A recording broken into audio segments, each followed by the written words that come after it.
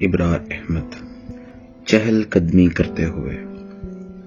کہیں کوئی بستی ہے خودرو جھاڑیوں اور پھولوں سے بھری، جہاں بارش بے آرام نہیں کرتی، چھینٹے نہیں اڑاتی، صرف مہکتی ہے۔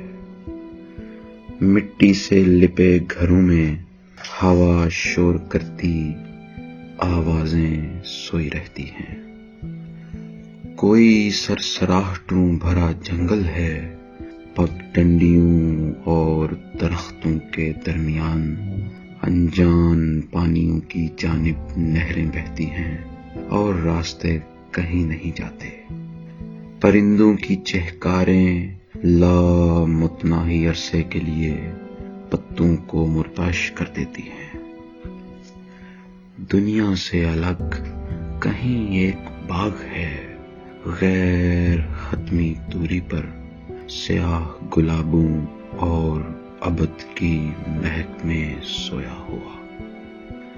کہیں کوئی آواز ہے بے نہایت چپ کے عقب میں، بے خال و خد، اللوحی گمبھیر۔